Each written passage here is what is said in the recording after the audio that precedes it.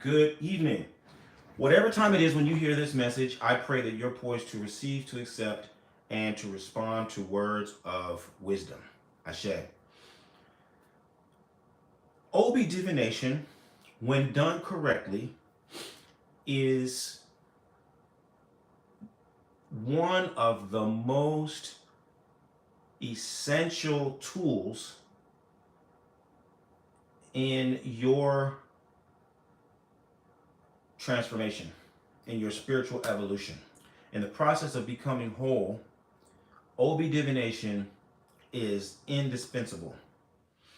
And Obi is indispensable, especially as a beginner, because Obi cultivates a traditional mindset, worldview, perspective, approach. Okay?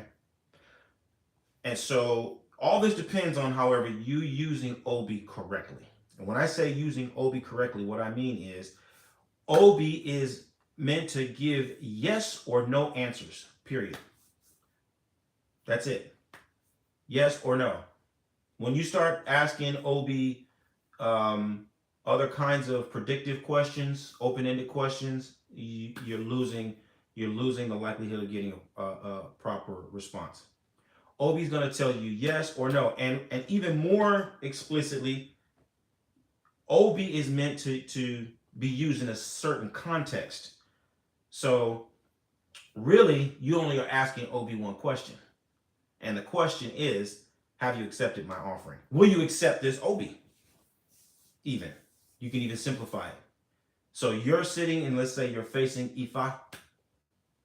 You're only asking Ifa, will you accept my Obi? Okay, that's it. Ifa, will you accept this Obi? Boom. Ifa says yes. Ifa says no.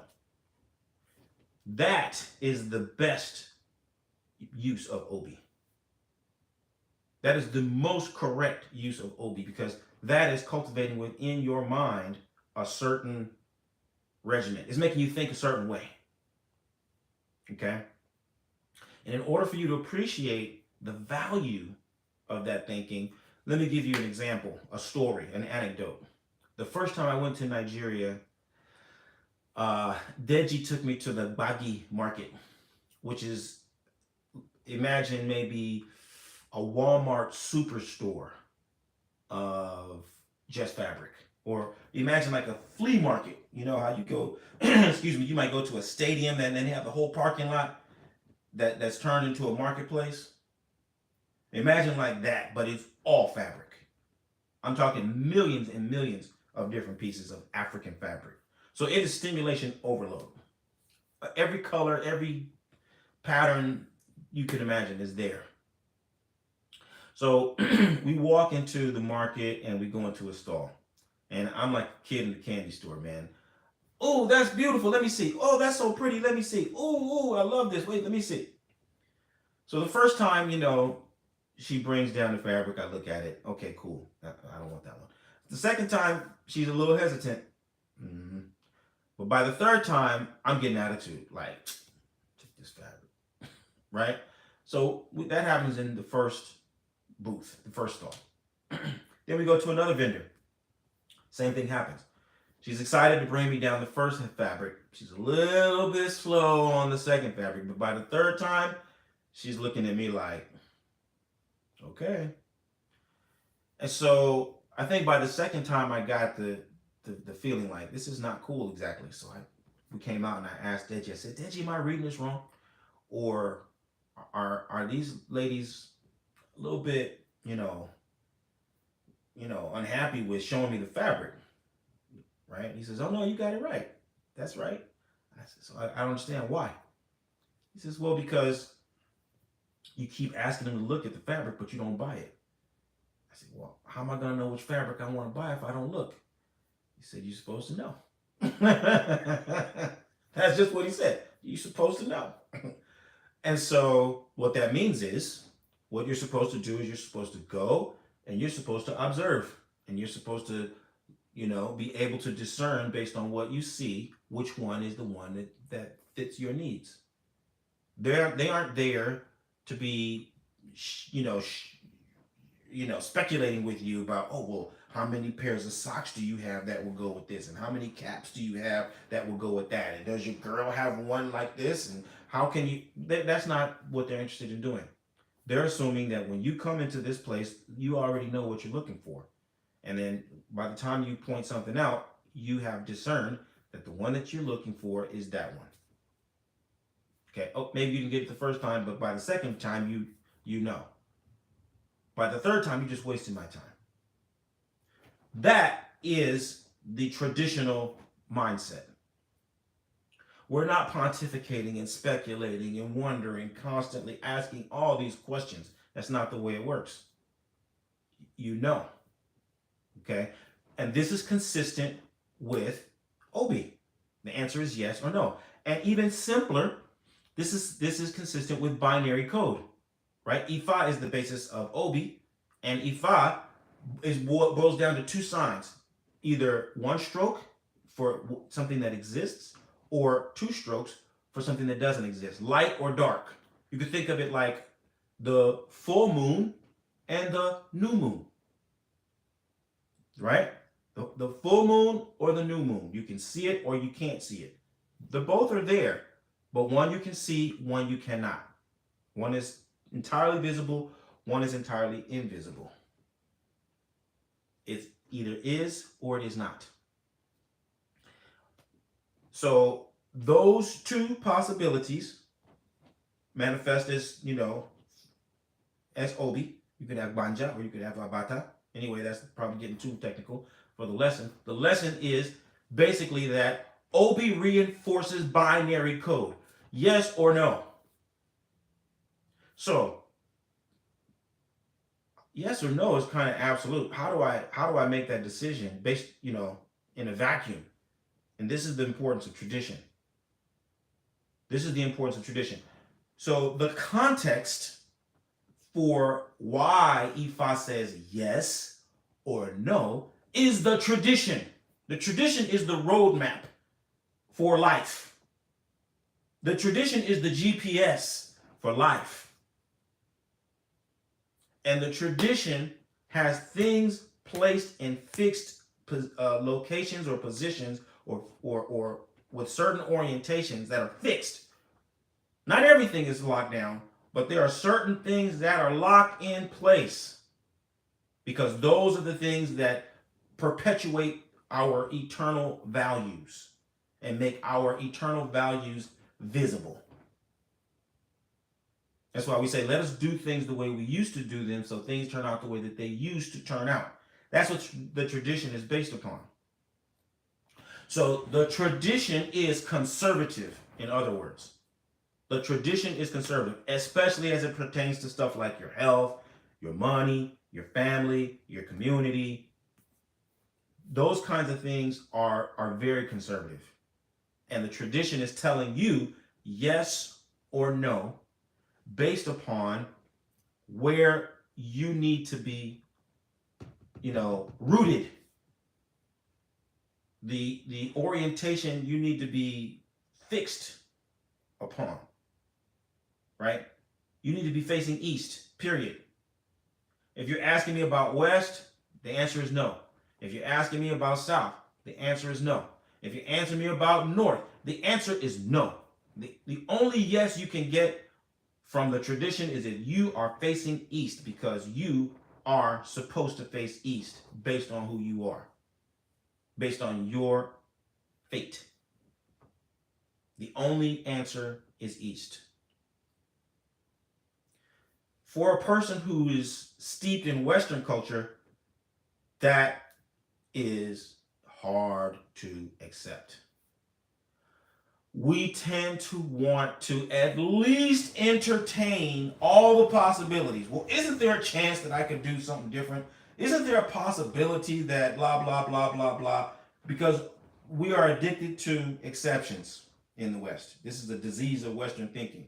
There's an exception to that, though. I know this one guy who didn't eat and he ended up gaining weight. I know this one guy who never, studied and was an A student. I know this one.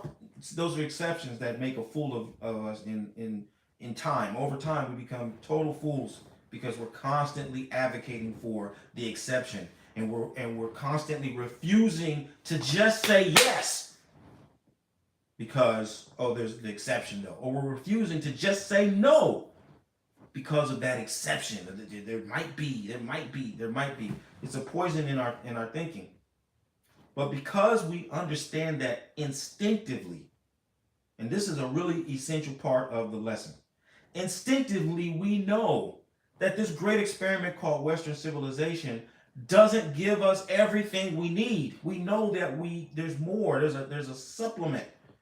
There's something more nourishing for us. We know, and that's what has made us draw closer to the tradition. You know you need to know who you really are. You know beyond a shadow of a doubt that certain things aren't questionable. They aren't, you don't have to wonder about them. You have a real identity, and your real identity has real purpose, and it fits into a real context. And the tradition is trying to work you into that context, trying to reposition you into the place where you can just be at ease. But it's difficult to, move into that position if you are really attached to the benefits that you get from, living the Western mindset, living through the Western mindset. Okay? And so this is where the clash of civilizations that has been going on for hundreds of years now finds itself on the front line in your own consciousness. You are the front line for the clash of civilizations, and the way that you think, there's a war.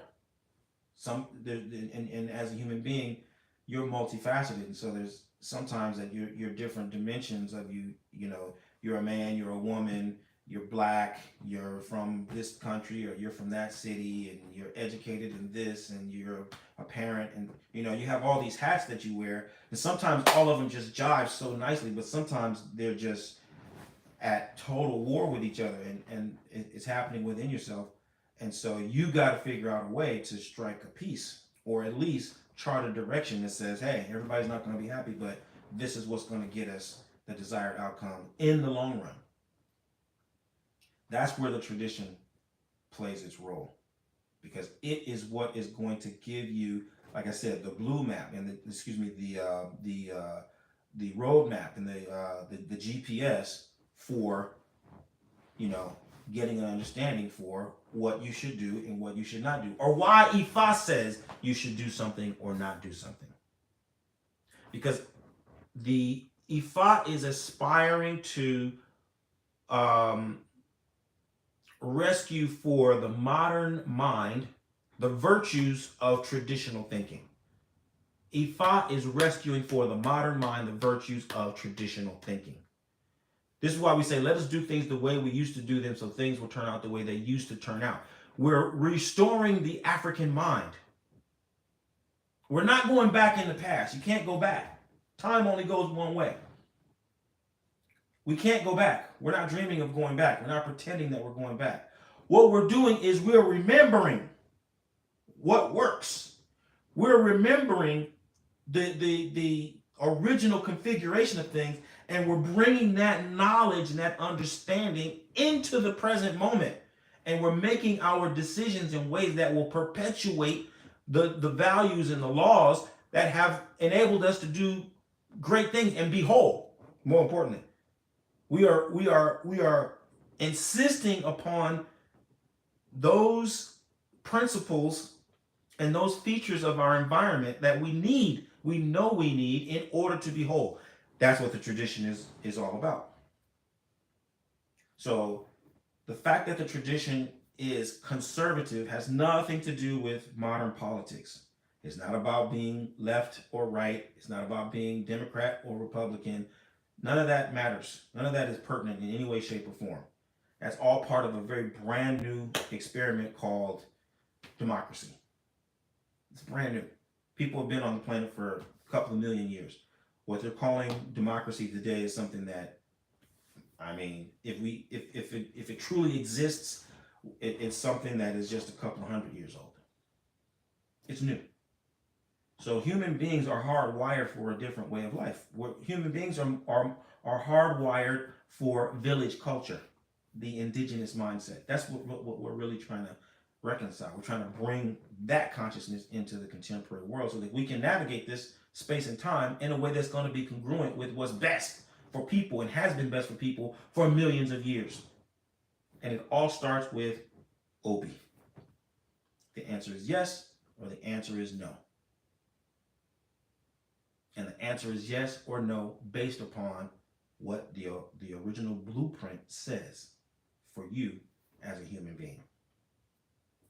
And so I want to encourage my people to not just go through the motions of casting Obi every 4 days, right? And this is crucial because in the Odu of the year of the Irosun Osa, Irosun Osa, it emphasizes in one verse the importance of making ose, doing your weekly devotion, which means giving your obi. And I agree with that 100%. I think devotion is essential to transformation. The more adept you are at being devout, the more you're going to unlock all the secrets of your existence. The more you're going to tap into your authentic happiness is through a spirit of devotion, a practice of devotion. But the devotion is more than just going through the steps. It's more than just going through the motions. It's understanding what those motions are all about. It's understanding what each step in the journey of the ritual is, so that you can be fully engaged and have the right attitude and the right spirit as you do each step. And you're looking for the right things as you complete each step. And you're, at the end of the day, you are, reaching out for and embracing and internalizing the desired outcomes, which is restoring the original African mind. Right? That's the goal. So the better you are at appreciating that and looking for that, the more successful and fulfilled you're going to be in the process of carrying out your devotion. And the easier it will be to be devout in all things. Because once you adopt that mindset, once you internalize those principles, then your devotion is, it transcends the shrine. Right? Once you understand what Obi is doing and what Obi is really pointing you to, then you're able to do that calculus of yes or no in your spirit. When you're at the market, when you're at the courthouse, when you're, at school, when you're wherever you may be. Right? It becomes easier for you to be casting that Obi within your own mind. Is this acceptable or not? It becomes easier. So these are the reasons why I teach Obi the way I teach it, right? This is what I'm describing to you right now as I go into more in depth with my students on Obi and how it is used. But also, this is what I hope will become normalized within our community, because this is what I consider the inside-out approach to Orisha lifestyle. This is helping you to cultivate within yourself the understanding and the way of being that's necessary for you to accept the criteria of transformation.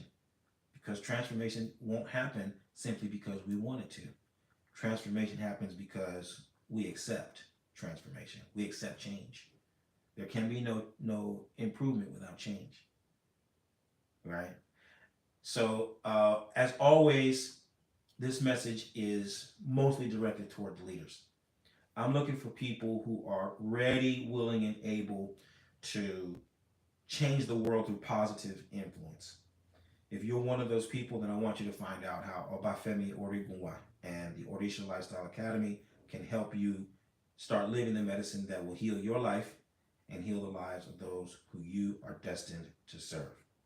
Visit me at obafemio.com or orishalifestyle.com, and let's start putting in the work to help bring about the good condition for you and the people that you're destined to serve. I look forward to working with you. Bye for now.